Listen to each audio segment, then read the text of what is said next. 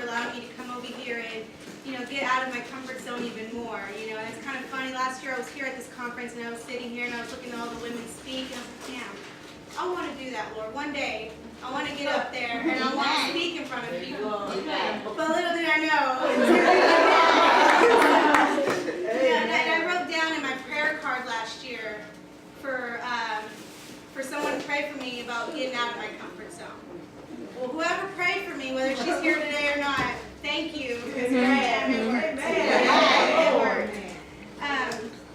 I kept hearing, some of y'all had a comment today, how we don't normally come up here and speak. We're kind of a little bit out of our element. Well, I wanted to share something with you. I'm the praise and worship leader at our church. But I got to tell you a secret. That's not a secret. I can't sing. And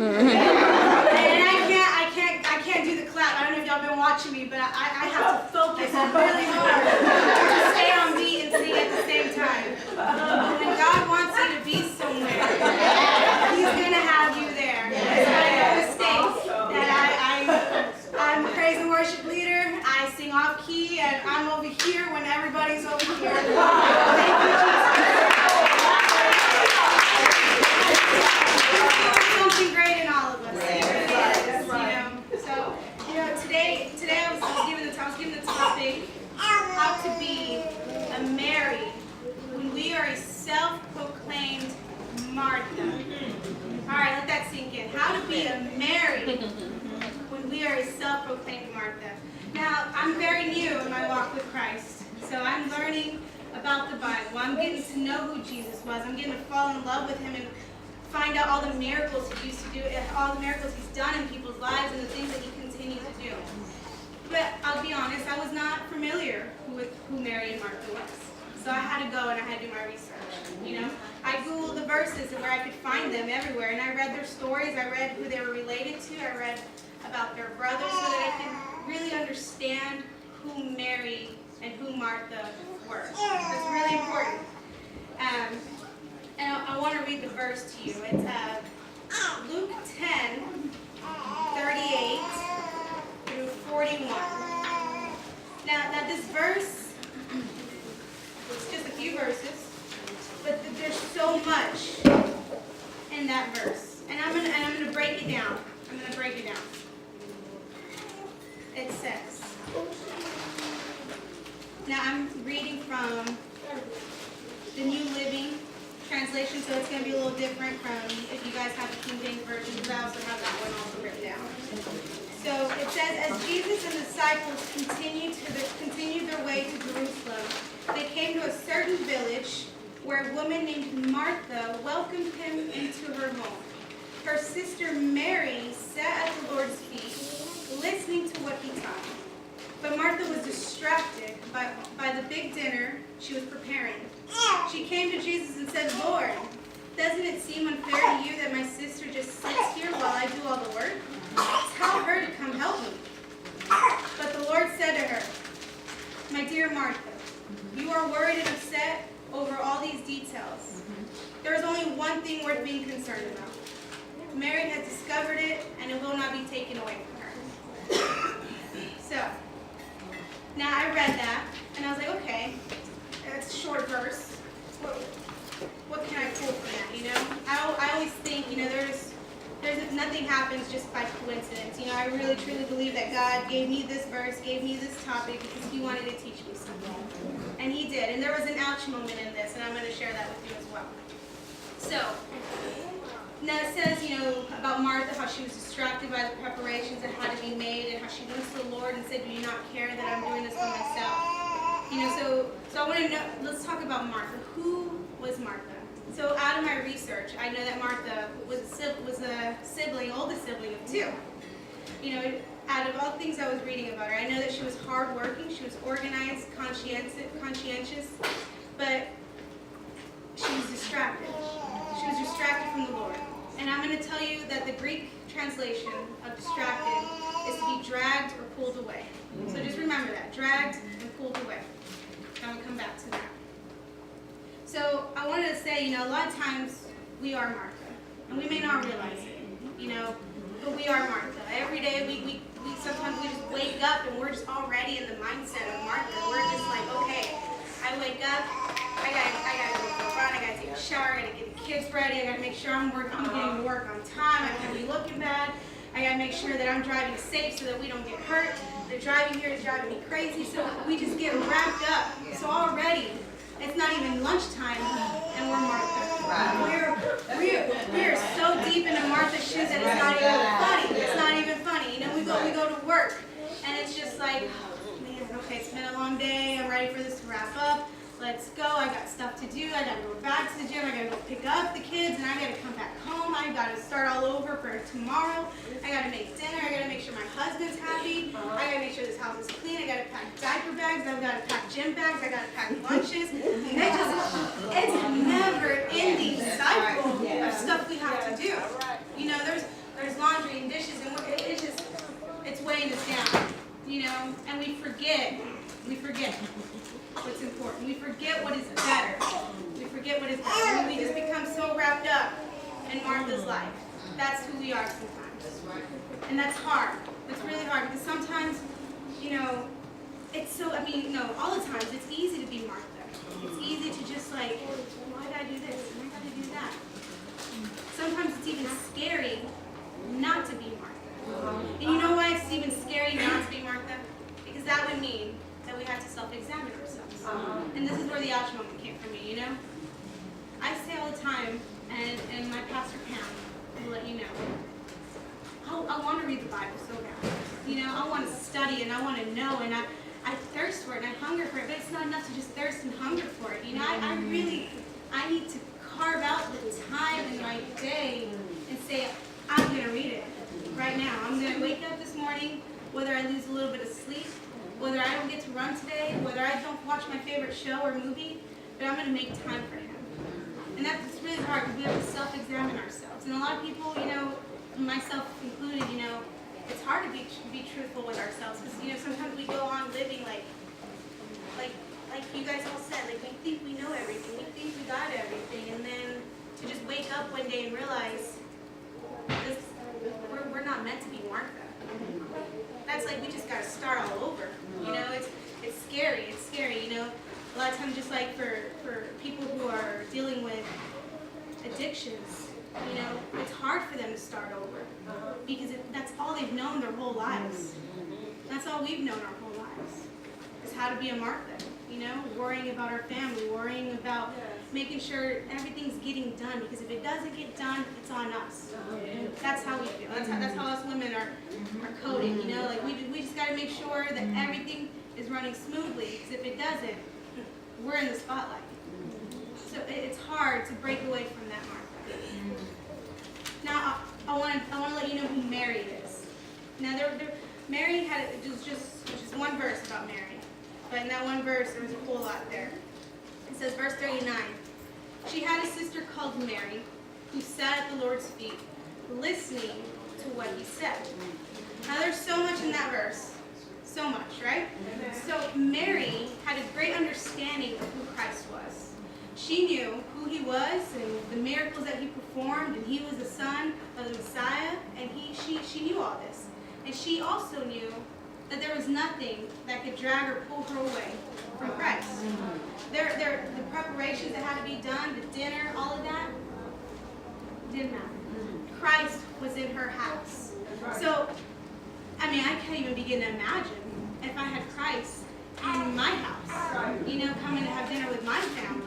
I kind of want to say that I'd be like Martha, like, I got to make sure all this dinner's done. Are you allergic to anything? What do you prefer? Water, spark? I mean, I think I'd be kind of on edge, you know? But when Christ is in your house, you know, all that doesn't matter.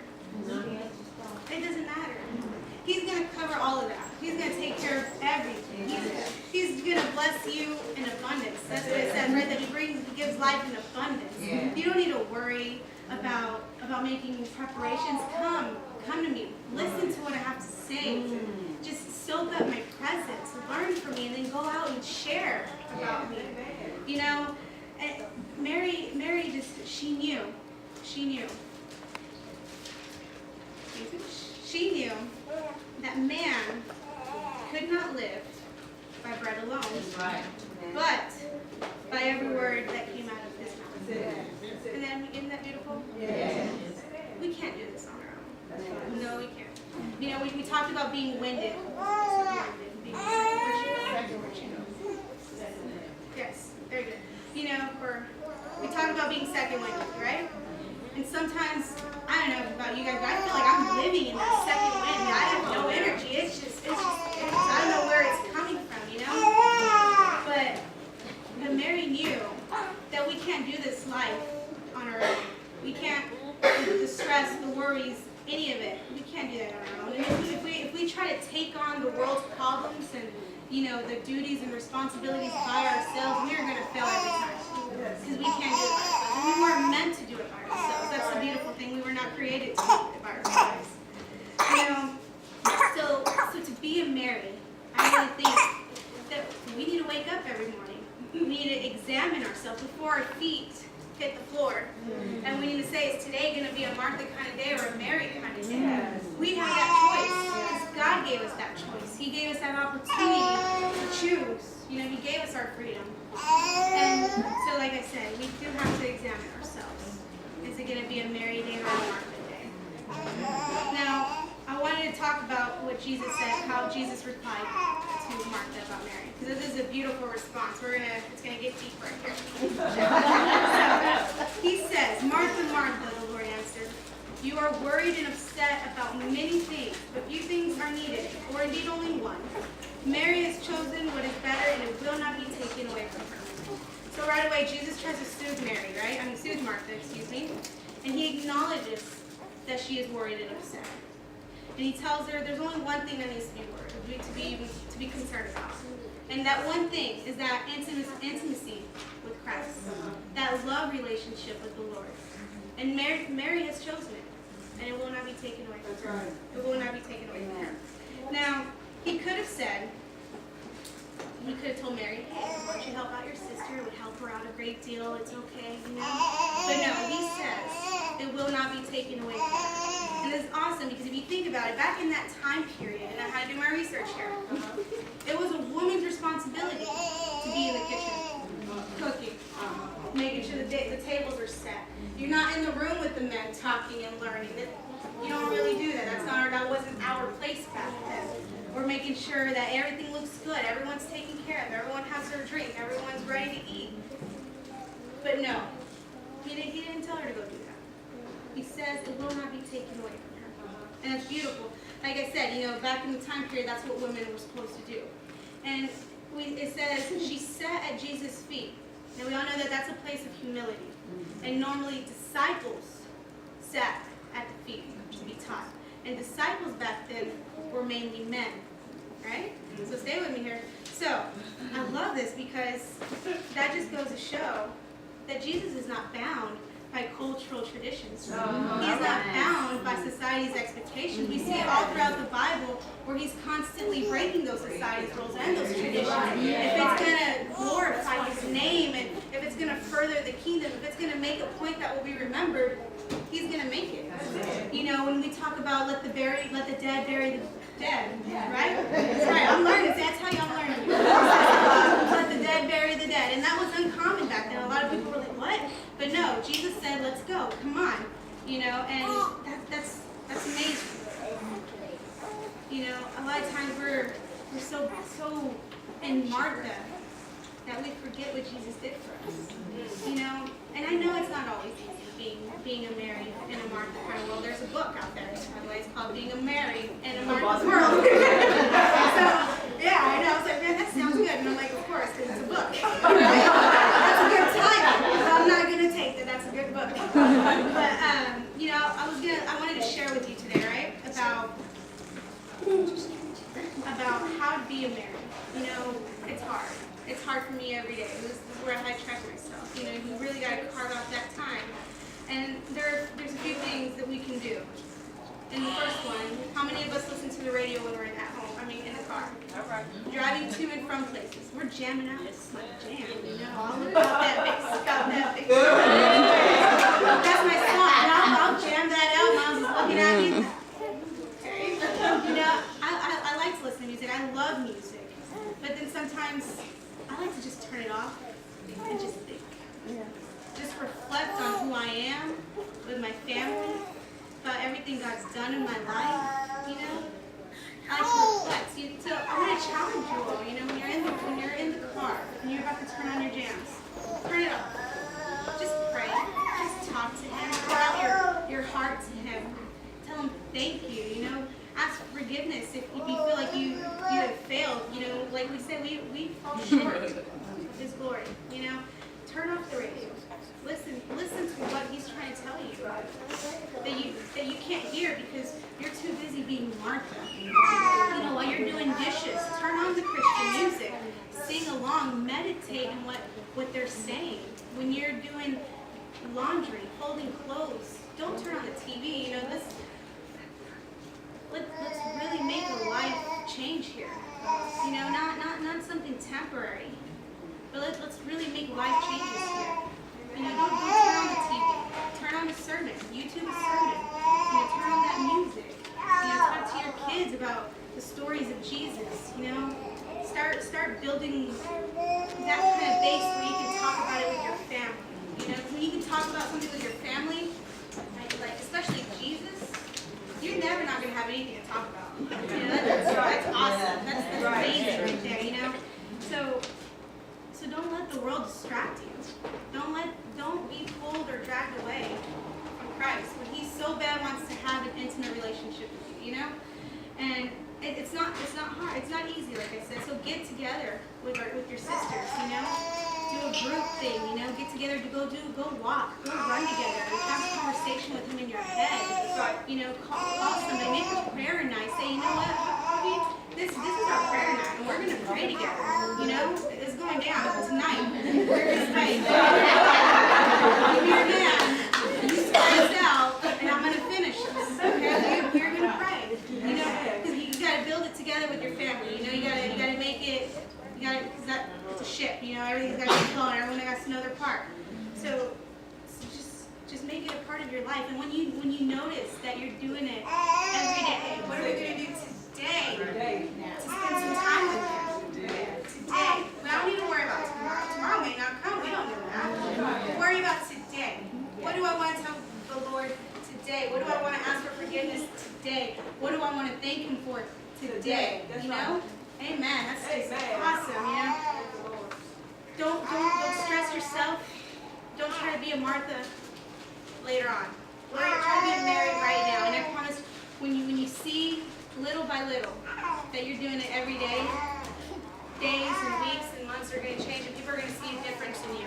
People are going to see that light, that shine, that sparkle we talked about. People are going to see, they're going to be like, man, that girl, that woman right there, there's something about her. I don't know what it is, but man, there's something about her. And then that's when you just come in and you say, Jesus. That's it. Jesus. I'm saved. I was bought with the price. Amen. That's something to be happy about. That's something to be married about. Amen. And I just wanted to leave you guys with a few questions here. You know, examine yourself. What is dragging or pulling you away from Christ? Are you ready to be a Martha? Are you?